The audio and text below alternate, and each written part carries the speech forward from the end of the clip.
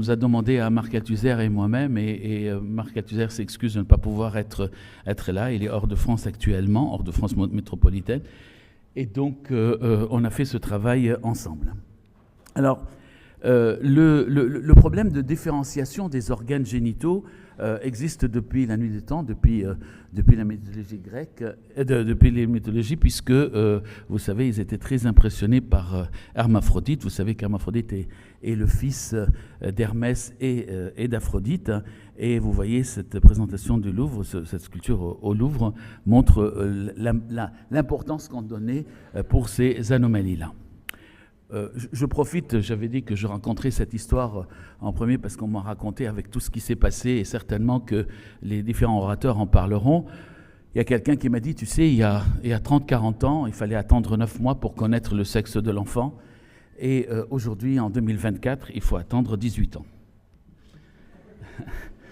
Donc, quand j'ai fait mes études, je commence à être un peu vieux, donc on parlait plutôt d'hermaphrodisme, en référence donc à Hermaphrodite, et on parlait des hermaphrodismes vrais, qui étaient quand même relativement rares.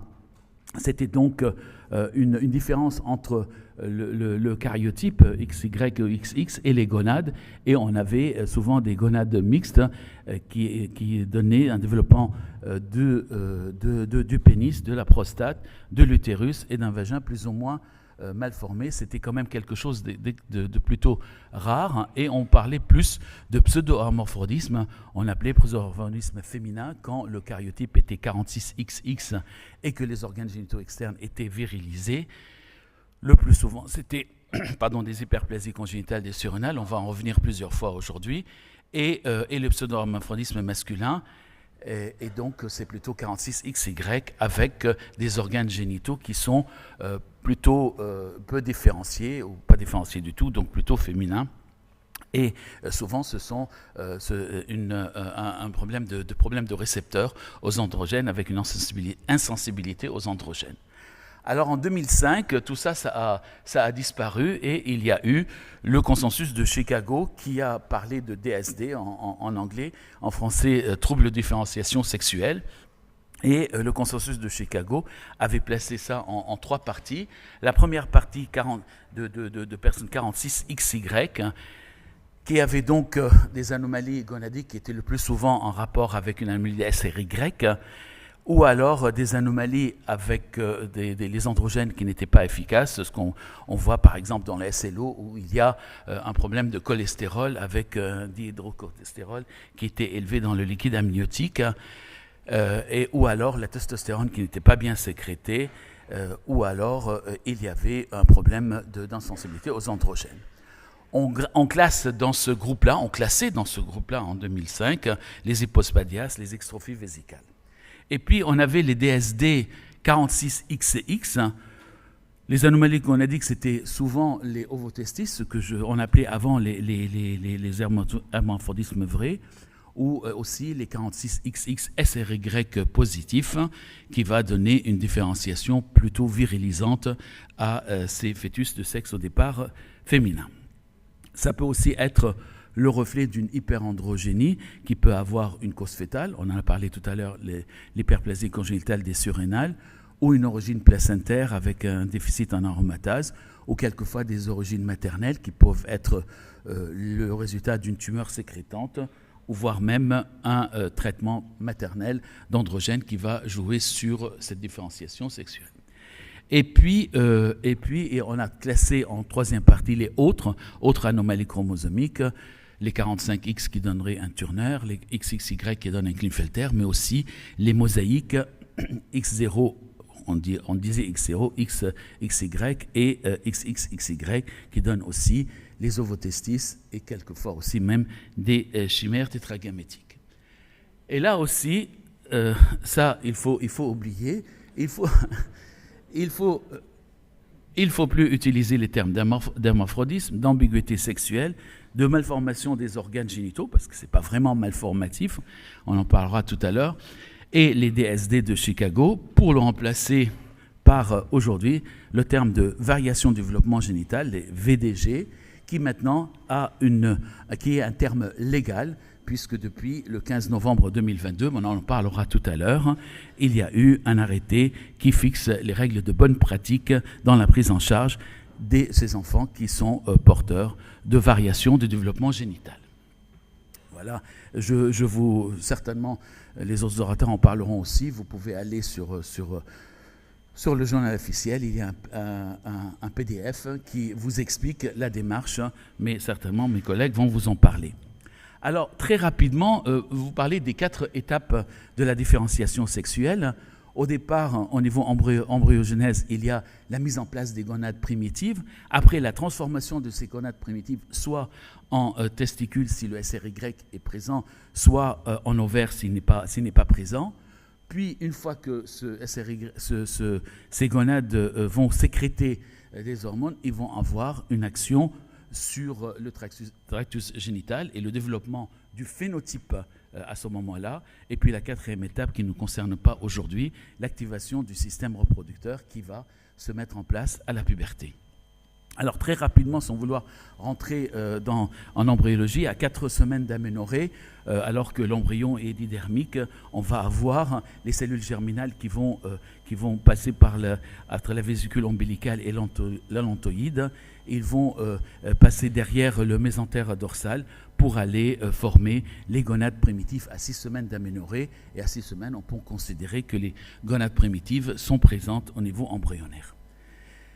Ces gonades primitives, sous l'action ou pas du SRY, c'est-à-dire que si le SRY, qui est, je vous rappelle, sur le bras court du chromosome Y, si le SRY n'existe pas, donc par exemple, majoritairement quand un embryon est 46XX, eh bien les ovaires vont rester ovaires, alors que si le SRY est présent, ça va être les testicules qui vont être formés. Donc, au niveau SRY négatif, il va y avoir une régression des canaux de Wolff, la persistance des canaux de Müller qui vont être responsables de l'utérus, des trompes et le 2/3 supérieur du vagin, et ils vont donner des organes génitaux externes de type féminin. Si SRY est présent, il va sécréter le TDF. Le TDF, c'est Testis Determining Factor. Ce TDF est sous la gestion entre guillemets de SRY, mais il y a d'autres gènes que vous voyez en haut et à droite qui sont des gènes le plus souvent autosomiques, sauf le DAX1 qui est sur le chromosome X, qui va donc différencier les gonades en testicules. Ces testicules vont avoir des cellules de Sertoli qui vont sécréter l'AMH. L'AMH va donner une régression des canaux de Müller, et les cellules de Leydig vont sécréter la testostérone. Cette testostérone va maintenir les canaux de Wolff qui vont donner les épididymes, et elle va, grâce à l'action du 5-alpha-réductase, donner la dihydrotestostérone qui va viriliser le tubercule génital. Donc, si on va entre 6 semaines et 11 semaines d'aménorrhée, bien que donc les gonades sont soit testiculaires, soit ovariens, on voit ce type de phénotype, et donc il est complètement indifférencié. Et sous l'action que je viens de citer, on va avoir les renflements labioscrotaux chez la petite fille qui est SRY négatif, et va donner les grandes lèvres. Les plis urogénitaux vont donner les petites lèvres, et le sinus urogénital va se diviser pour donner l'orifice vaginal et le méa urétéral. Vous voyez, le phallus va rester d'une taille presque identique et donner le clitoris, et l'augmentation du volume des grandes lèvres va couvrir, comme vous allez voir, le clitoris, qui donc ne va. Alors après, bien sûr, le tout va augmenter, mais la proportion va être relativement petite du clitoris par rapport aux grandes lèvres. Alors que quand il y a SRY positif et qu'il y a cette testostérone qui est sécrétée, les renflements labioscrotaux vont donner le scrotum avec le raphé médian scrotal qui va se fermer. Il va y avoir une fermeture progressive, mais avec une progression de sinus orogénital qui va donner l'urètre, et qui va même envahir le gland pour aller jusqu'au bout du gland, qui va lui augmenter de volume progressivement pour donner la verge. On va voir sur cette illustration, à 11 semaines d'aménorrhée, la transformation. Vous voyez des grandes lèvres qui vont aller un peu couvrir le clitoris, mais qui restent toujours séparées et parallèles, alors que au niveau des organes génitaux masculins, on va avoir le développement de la verge et la fermeture du raphet médian. Donc, on va passer à l'échographie. Vous connaissez tous cette image des 11 semaines, des 45 mm de longueur crânio-caudale. On parle de tubercule génital, mais à aucun moment on peut parler d'organes génitaux externes plutôt féminins ou plutôt masculins. Et pour preuve, vous voyez cette embryoscopie qui montre là les organes génitaux et il est quand même extrêmement difficile de savoir s'il s'agit d'un petit garçon ou d'un futur petit garçon ou future petite fille. Et vous voyez la différence très très minime à 46-48 mm.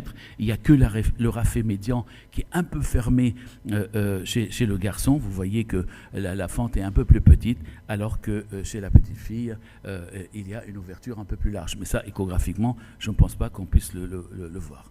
Et puis sur nos anciens séminaires du Collège français d'échographie fœtale, il y a déjà quelques années, Bernard Benoît est venu nous parler de la direction de tubercule génital que vous connaissez tous, qui est donc supérieure à 30 degrés pour le fœtus qui aura un sexe périnéal entre guillemets masculin, et parallèle, et un tubercule génital qui est parallèle au rachis, et donc inférieur à 30 mm chez les petites filles. Et sur les différentes publications, déjà en 99, vous voyez sur la possibilité de voir les organes génitaux, vous voyez qu'à 11 semaines, il y avait presque, alors qu'il y avait 50% de chances de se tromper ou ne pas se tromper, eh bien, il n'y a pas eu un seul % de plus pour dire que c'est plus une fille et un garçon, alors que, vous voyez, quand on s'approche de 12 semaines plus 4 jours à 12 semaines plus 5 jours, on va pouvoir voir cette différenciation au niveau des organes génitaux externes. Alors, sur le phénotype masculin, on a beaucoup amélioré l'imagerie au niveau de ces organes génitaux grâce peut-être à l'augmentation des fréquences de nos sondes, et on est allé un peu plus loin dans la description notamment de la verge, avec la description du corps caverneux, mais surtout du corps spongieux qu'on a appris à reconnaître et qui est hyperéchogène. On a réussi à voir le trajet de l'urètre, et bien sûr ce trajet d'autant plus facile quand il y a la possibilité de voir une miction en in utero qui va montrer bien ce trajet urétéral, et ça nous a permis de mieux comprendre un peu le développement de ces organes génitaux. Zellal, il y a quelques années, avait sorti un article sur la mesure de la partie émergée, je dirais, de la verge. Il avait sorti des tables, mais il y a beaucoup de faux positifs dans sa publication, notamment au 3e trimestre, parce que vous voyez bien, surtout s'il y a une présentation céphalique, il y a une sorte de bascule du scrotum et des testicules sur la verge, et ça donne une fausse impression d'une petite verge, comme vous voyez sur le cliché de droite, et donc on a un peu abandonné cette façon de voir les choses, et on a été plutôt excusez-moi, sur la mesure du corps spongieux, et vous voyez bien, le corps spongieux, c'est au niveau de la partie dorsale de la verge, alors que le corps caverneux, c'est la partie ventrale. Et donc, grâce aux travaux d'Édith Vuillard, on a réussi à faire même des mesures du corps spongieux qui, c'est facile, à 22 semaines d'aménorrhée, ces corps spongieux mesurent 24 mm, alors qu'à 32 semaines, donc âge de dépistage moyen, il est de 48 mm. Alors, ça nous a permis de mieux apprécier, surtout quand les organes génitaux nous paraissent inhabituels, comme vous voyez sur ces 3 clichés, eh bien de dire est-ce que c'est plutôt masculin, est-ce que c'est plutôt féminin, grâce à la mise en évidence des corps spongieux qui est hyperéchogène, et bien entendu aussi grâce au trajet urétéral qui, vous voyez, est plutôt sinueux chez le garçon, alors qu'il est droit, voire très légèrement encorbellé chez les filles.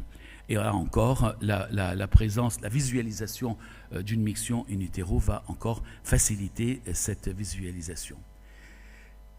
Achiron, qui mesurait tout au niveau du fœtus, avait fait une publication sur la mesure des testicules. Ça apporte peu de choses en prénatal. Par contre, c'est la visualisation des testicules à 32 semaines, enfin au 3e trimestre, est quand même riche en informations, puisque logiquement 98% des fœtus de sexe masculin, du sexe périnnéal masculin, ont les testicules qui sont intrascrotaux à 32 semaines d'aménorrhée. Alors vous voyez par exemple cette image à 33 semaines où on voit un corps spongieux qui est bien présent, mais un scrotum vide, avec un peu irrégulier, la paroi irrégulière. Il s'agit bien sûr d'une cryptorchidie bilatérale, la même chose à droite, mais d'une forme peut-être un peu plus sévère, avec un corps spongieux qui est un peu plus petit. Chez les petites filles, bien entendu, on va beaucoup travailler sur les grandes lèvres, mais donc comme toujours en échographie dans les 3 dimensions, dans les 3 plans, excusez-moi, sagittal, mais aussi axial et frontal, et qui va nous montrer ces grandes lèvres. Et avec toujours le trajet, vous voyez, quand on a une miction, on voit le trajet urétéral. Alors, des fois, on a ce genre de patients qui sont adressés pour une hypertrophie clitoridienne. En fait, il s'agit des petites lèvres. Il faut savoir tourner, voir l'interface qu'il y a entre les 2 petites lèvres qui est plutôt hyperéchogène, comme vous voyez ici sur une image 3D. Contrairement, vous voyez, ça c'est du physiologique, alors que là, on voit bien qu'il s'agit d'une hypertrophie clitoridienne plutôt que d'une hypertrophie des petites lèvres. Et puis la place de l'utérus, une photo de Nicole Bigy qui nous a donné il y a longtemps. Alors bien sûr, on a essayé pendant très longtemps de voir l'utérus un peu comme chez l'adulte, en transpubien, en transabdominal, avec la vessie devant, le rectum derrière et l'utérus ou le col de l'utérus entre la vessie et le rectum. Ça, on le voit bien ici, mais on n'a pas ces conditions tout le temps et quelquefois, ce n'est pas aussi évident que ça. Alors Marc Althusser nous a appris à dire, écoutez, vous savez très bien sur cette coupe axiale que le col se trouve entre le rectum et la vessie, et il a dit, souvenez-vous quand même, à 22 semaines d'aménorrhée, on a la chance d'avoir une fenêtre acoustique au niveau de la tête fémorale, au niveau de la tête fémorale, il n'y a pas encore d'ossification, et sur un fœtus qui est latéralisé à droite et à gauche, ou à gauche, on va pouvoir utiliser cette fenêtre acoustique pour aller en direction du sinus urogénital et voir ce petit utérus ce petit col plutôt, qui est entre la vessie et le rectum. Et c'est vrai qu'à 22 semaines, dès qu'on veut voir la tête fémorale, on va pouvoir faire ce genre d'image et nous aider dans l'interprétation et la description des choses. Et puis, de la même façon, les points d'ossification coccygéens sont moins échogènes. Il peut y avoir aussi une possibilité, notamment par voie postérieure, de mettre en évidence entre la vessie et le rectum, le vagin et le col, ce qui va permettre aussi de voir le canal anal et le trajet de l'urètre. Alors, donc, je vais être assez rapide, quels sont les mécanismes qui vont perturber ce fonctionnement? Eh bien, au niveau, par exemple, l'hyperplasie congénitale du surrénal, tout se passe comme prévu jusqu'à la formation des organes génitaux externes, où là, il y a une virilisation qui est liée, en fait, à un bloc en 21 hydroxy, qui va faire une augmentation de 17-hydroxyprogestérone, qui va donner la filière androstendione, testostérone et dihydrotestostérone, qui va donc aller viriliser les organes génitaux. Et puis, parallèlement à ça, l'aldostérone et le cortisol sont moins sécrétés. Donc, par biofeedback, par rétroaction, on va demander à la surrénale de travailler un peu plus, et c'est pour ça qu'on appelle ça une hyperplasie des surrénales. Alors, pour les garçons, là, les anomalies au niveau de la virilisation, eh bien là, on peut agir sur l'AMH, sur le dihydrogésol ou directement sur les récepteurs au niveau des organes génitaux. Toute perturbation va donner une perturbation de ces organes génitaux. Alors, voilà plein d'aspects inhabituels. La dernière photo, c'est Marc Althusser qui me l'a dédié pour dire que les organes génitaux masculins peuvent avancer tout doucement quand on en a besoin.